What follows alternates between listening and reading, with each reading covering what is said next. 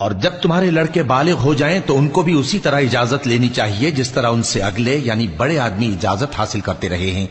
اس طرح اللہ تم سے اپنی آیتیں کھول کھول کر بیان فرماتا ہے، اور اللہ جاننے والا ہے، حکمت والا ہے۔ اور بڑی عمر کی عورتیں جن کو نکاح کی توقع نہیں رہی اور وہ زائد کپڑے اتار کر سر ننگا کر لیا کریں تو ان پر کچھ گناہ نہیں، بشرطے کہ اپنی زینت کی چیزیں نہ ظاہر کریں،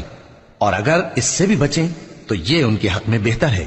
اور اللہ سنتا ہے، جانتا ہے۔ نہ تو اندھے پر کچھ گناہ ہے اور نہ لنگڑے پر اور نہ بیمار پر اور نہ خود تم پر کہ اپنے گھروں سے کھانا کھاؤ، یا اپنے باپ دادا کے گھروں سے، یا اپنی ماؤں کے گھروں سے، یا بھائیوں کے گھروں سے، یا اپنی بہنوں کے گھروں سے، یا اپنے چچاؤں کے گھروں سے، یا اپنی پھوپھیوں کے گھروں سے، یا اپنے ماموؤں کے گھروں سے، یا اپنی خالاؤں کے گھروں سے، یا اس گھر سے جس کی کنجیاں تمہارے ہاتھ میں ہوں، یا اپنے دوستوں کے گھروں سے۔ اور اس کا بھی تم پر کچھ گناہ نہیں کہ سب مل کر کھانا کھاؤ یا جدا جدا۔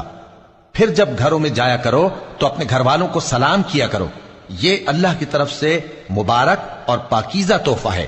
اس طرح اللہ اپنی آیتیں کھول کھول کر بیان فرماتا ہے تاکہ تم سمجھو۔ مومن تو وہ ہیں جو اللہ پر اور اس کے رسول پر ایمان لائے، اور جب کبھی ایسے کام کے لیے جو جمع ہو کر کرنے کا ہو پیغمبر کے پاس جمع ہوں تو ان سے اجازت لیے بغیر چلے نہیں جاتے۔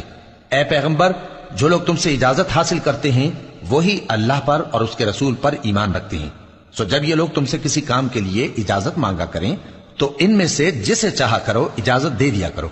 اور ان کے لیے اللہ سے بخشش مانگا کرو، کچھ شک نہیں کہ اللہ بخشنے والا ہے، مہربان ہے۔ مومنو، پیغمبر کے پکارنے کو ایسا خیال نہ کرنا جیسا تم آپس میں ایک دوسرے کو پکارتے ہو، بے شک اللہ کو وہ لوگ معلوم ہیں جو تم میں سے آنکھ بچا کر کھسک جاتے ہیں۔ تو جو لوگ ان کے حکم کی مخالفت کرتے ہیں ان کو ڈرنا چاہیے کہ ایسا نہ ہو کہ ان پر کوئی آفت پڑ جائے یا تکلیف دینے والا عذاب نازل ہو۔ دیکھو، جو کچھ آسمانوں اور زمین میں ہے سب اللہ ہی کا ہے، جس طریق پر تم ہو وہ اسے جانتا ہے، اور جس روز لوگ اس کی طرف لوٹائے جائیں گے تو جو عمل وہ کرتے رہے وہ ان کو بتا دے گا، اور اللہ ہر چیز سے واقف ہے۔